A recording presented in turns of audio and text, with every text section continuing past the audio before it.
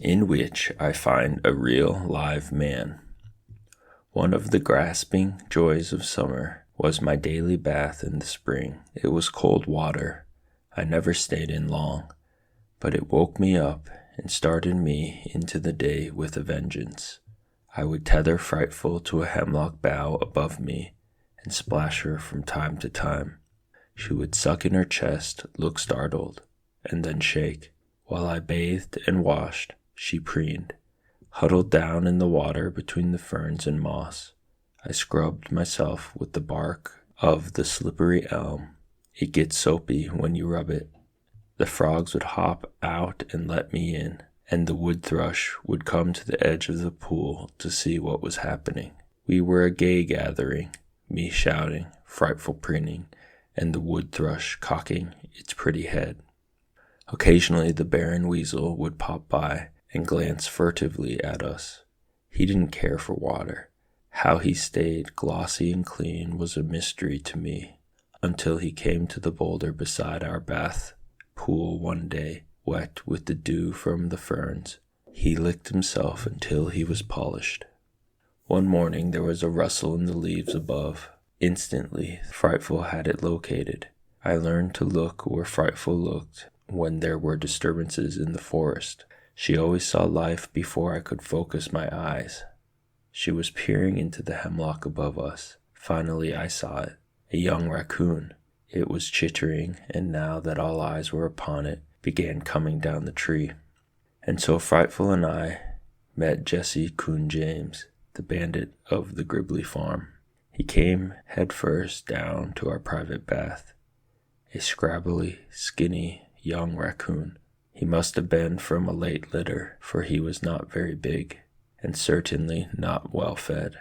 Whatever had been Jesse C. James's past, it was awful. Perhaps he was an orphan. Perhaps he had been thrown out of his home by his mother. His eyes were somewhat crossed and looked a little peculiar. In any event, he had come to us for help, I thought, and so Frightful and I led him home and fed him. In about a week he fattened up, his crumply hair smoothed out, and with a little ear scratching and back rubbing, Jesse C. James became a devoted friend. He also became useful. He slept somewhere in the dark tops of the hemlocks all day long, unless he saw us start for the stream. Then, tree by tree, limb by limb, Jesse followed us. At the stream, he was the most useful mussel digger that any boy could have. Jesse could find mussels where 3 men could not. He would start to eat them, and if he ate them, he got full and wouldn't dig any more. So I took them away from him until he found me all I wanted. Then I would let him have some. Mussels are good. Here are a few notes on how to fix them. Scrub mussels in spring water. Dump them into boiling water with salt. Boil 5 minutes. Remove and cool in the juice. Take out meat. Eat by dipping in acorn paste flavored with a smudge of garlic and green apples. Frightful took care of the small game supply, and now she was an expert hunter. We had rabbit stew, pheasant pot pie, and an occasional sparrow, which I generously gave to Frightful. As fast as we removed the rabbits and pheasants, new ones replaced them. Beverages during the hot summer became my chore, largely because no one else wanted them.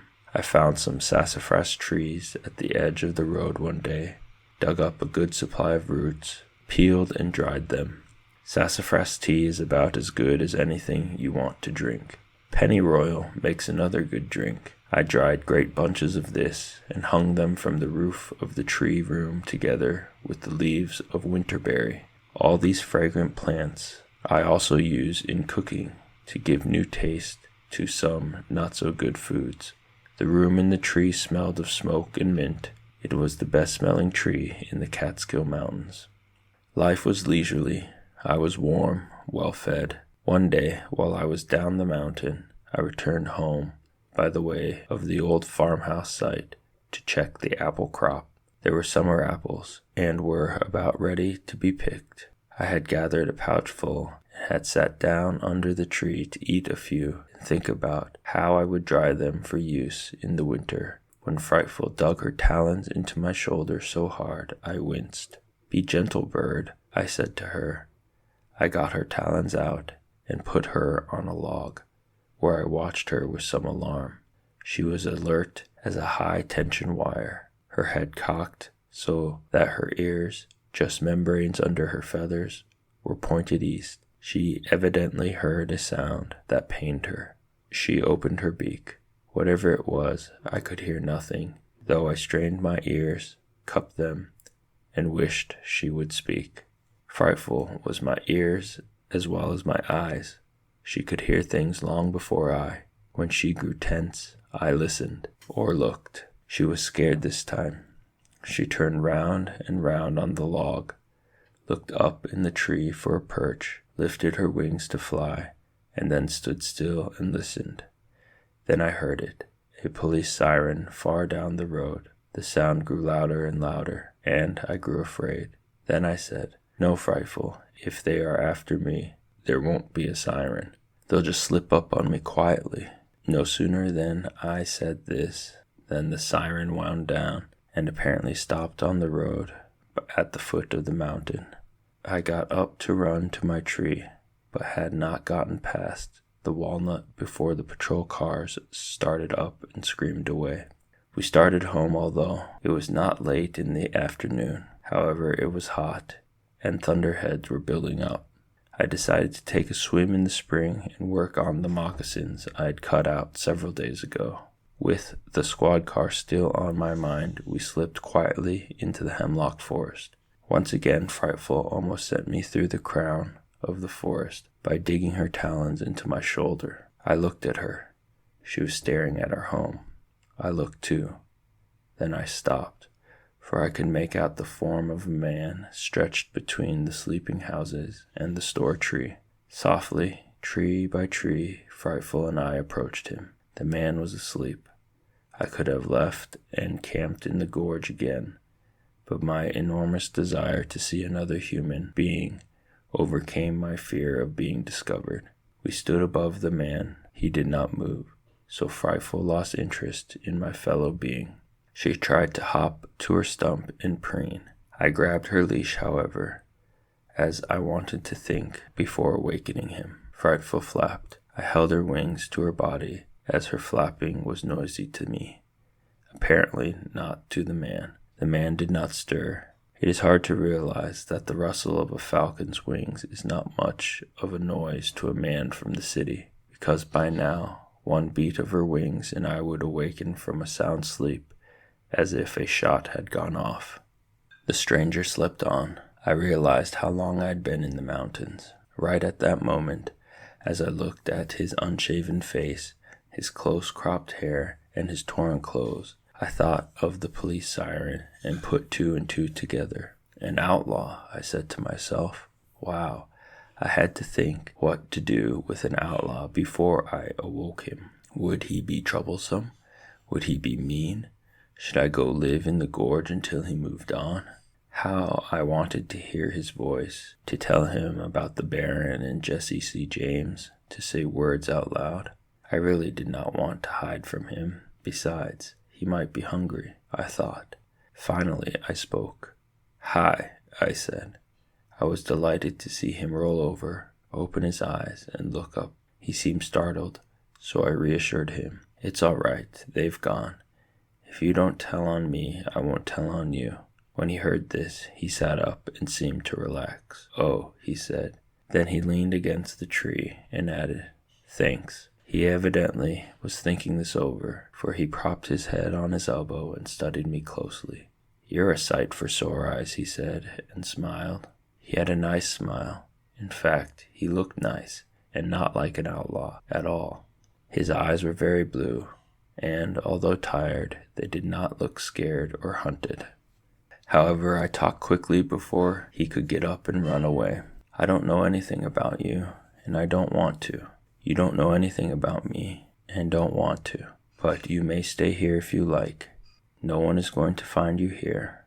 Would you like some supper?" It was still early, but he looked hungry. "Do you have some?" "Yes, venison or rabbit." "Well, venison."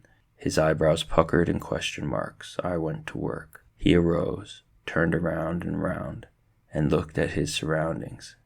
He whistled softly when I kindled a spark with the flint and steel. I was now quite quick at this, and had a tidy fire blazing in a very few minutes.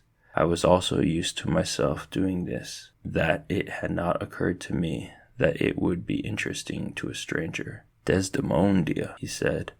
I judged this to be some underworld phrase. At this moment, Frightful, who had been sitting quietly on her stump, began to preen. The outlaw jumped back, then saw she was tied and said, "And who is this ferocious-looking character?" "That is Frightful. Don't be afraid. She's quite wonderful and gentle. She would be glad to catch you a rabbit for supper, if you'd prefer that to venison." "Am I dreaming?" said the man. "I go to sleep by a campfire that looked like it was built by a Boy Scout, and I awaken in the middle of the 18th century. I crawled into the store tree to get the smoked venison and some cattail tubers. When I came out again, he was speechless. "My storehouse," I explained.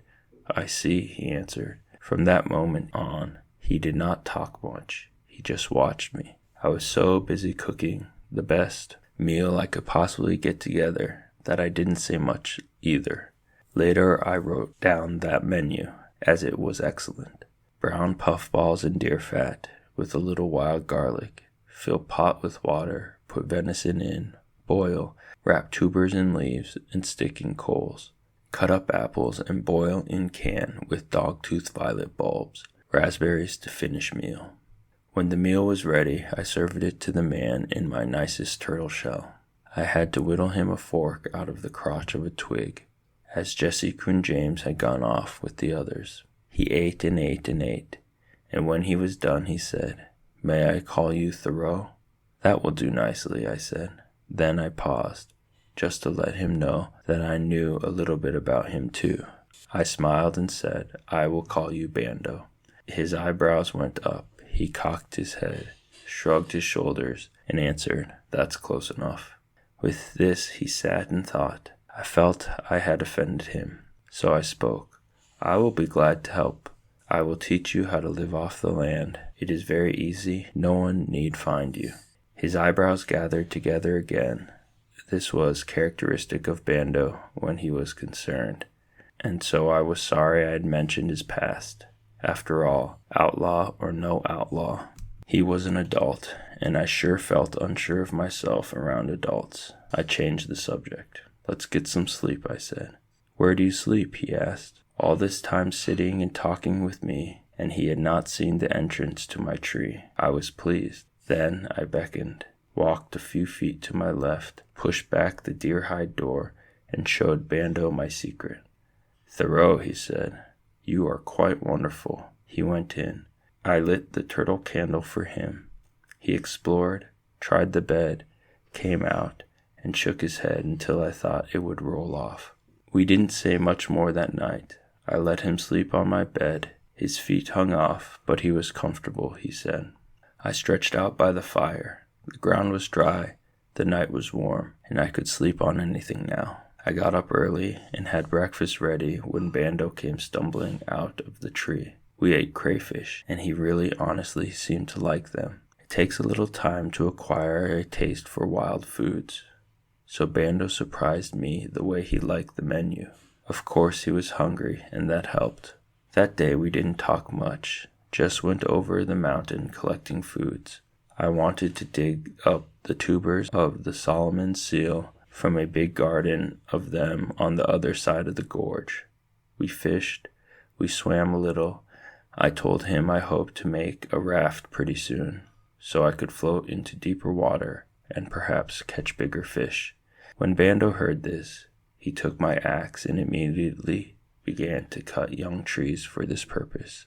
I watched him and said, "You must have lived on a farm or something." At that moment a bird sang. "The wood pewee," said Bando, stopping his work. He stepped into the woods, seeing it. Now I was astonished. "How would you know about a wood pewee in your business?" I grew bold enough to ask. "And just what do you think my business is?" he said, as I followed him. "Well, you're not a minister, right? And you're not a doctor or a lawyer, correct? You're not a businessman or sailor. No, I'm not. Nor do you dig ditches. I do not. Well, guess. Suddenly I wanted to know for sure, so I said it. You're a murderer or a thief or a racketeer, and you are hiding out. Bando stopped looking for the peewee. He turned and stared at me. At first I was frightened. A bandit might do anything, but he wasn't mad. He was laughing. He had a good deep laugh, and it kept coming out of him. I smiled, then grinned, and laughed with him. What's funny, Bando? I asked. I like that, he finally said. I like that a lot. The tickle deep inside him was chuckling. I had no more to say, so I grounded my heel in the dirt while I waited for him to get over the fun of explaining it all to me. Thoreau, my friend, I am just a college English teacher lost in the Catskills. I came out to hike around the woods, got completely lost yesterday, found your fire and fell asleep beside it. I was hoping the scoutmaster and his troop would be back for supper and help me home. Oh no, my comment. Then I laughed. You see, Bando, before I found you, I heard squad cars screaming up the road. Occasionally you read about bandits that hide out in the forest, and I was just so sure that you were someone they were looking for. He gave up the peewee and went back to the raft making, talking very fast now, and laughing a lot. He was fun. Then something sad occurred to me. Well, if you're not a bandit, you will have to go home very soon, and there is no point in teaching you how to live on fish and bark and plants. I can stay a little while, he said. This is summer vacation. I must admit I had not planned to eat crayfish on my vacation, but I am rather getting to like it. Maybe I can stay until your school opens, he went on. That's after Labor Day, isn't it? I was very still, thinking about how to answer that. Bando sensed this. Then he turned to me with a big grin. You really mean you're going to try to winter it out here? I think I can. Well, he sat down, rubbed his forehead in his hands, and looked at me. Thoreau, I have led a varied life. Dishwasher, sax player, teacher. To me, it has been an interesting life. Just now it seems very dull. He sat a while with his head down, then looked up at the mountains and the rocks and trees. I heard him sigh. Let's go fish. We can finish this another day. That is how I came to know Bando. We became very good friends. In a week or 10 days that he stayed with me, and he helped me a lot. We spent several days gathering white oak acorns and ground nuts, harvesting the blueberry crop, and smoking fish. We flew frightful every day just for the pleasure of lying on our backs in the meadow and watching her mastery of the sky. I had lots of meat, so now what she caught these days was all hers. It was a pleasant time, warm, with occasional thunder showers, some of which we stayed out in. We talked about books. He did know a lot of books and could quote exciting things from them. One day, Bando went to town to come back with 5 pounds of sugar. I want to make blueberry jam, he announced. All those excellent berries and no jam. He worked 2 days at this. He knew how to make jam. He watched his pa make it in Mississippi. But we got stuck on what to put it in. I wrote this one night. August 29.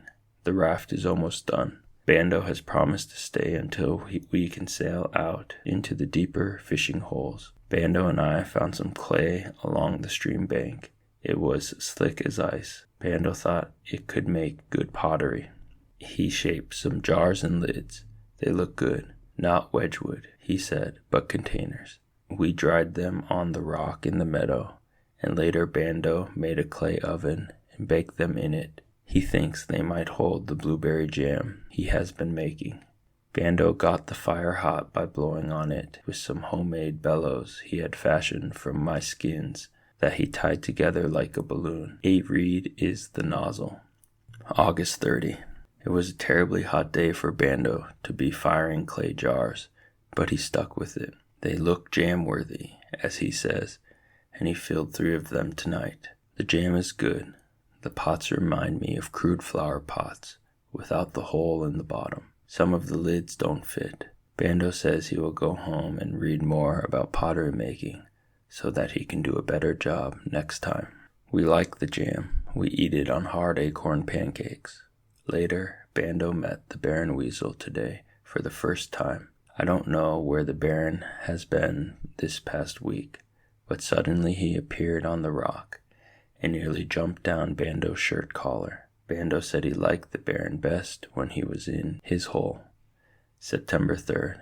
Bando taught me how to make willow whistles today. He and I went to the stream and cut 2 fat twigs about 8 inches long. He slipped the bark on them. That means he pulled the wood out of the bark, leaving a tube. He made a mouthpiece at one end, cut a hole beneath it, and used the wood to slide up and down like a trombone. We played music until the moon came up. Bando could even play jazz on the willow whistles. They are wonderful instruments, sounding much like the wind in the top of the hemlocks. Sad tunes are best suited to willow whistles. When we played The Young Voyager, tears came to our eyes. It was so sad. There were no more notes for many days. Bando left me saying, "Goodbye, I'll see you at Christmas." I was so lonely that I kept sewing on my moccasins to keep myself busy. I sewed every free minute for 4 days, and when they were finished, I began a glove to protect my hand from frightful sharp talons. One day, when I was thinking very hard about being alone, Frightful gave her gentle call of love and contentment. I looked up. "Bird," I said. I had almost forgotten how we used to talk. She made tiny movements with her beak and fluffed her feathers. This was a language I had forgotten since Bando came. It meant she was glad to see me and hear me, that she was well fed and content. I picked her up and squeaked into her neck feathers. She moved her beak, turning her bright head, and bit my nose very gently. Jesse Coon James came down from the trees for the first time in 10 days. He finished my fish dinner. Then just before dusk, the Baron came up on his boulder and scratched and cleaned and played with a fern leaf. I had the feeling we were all back together again.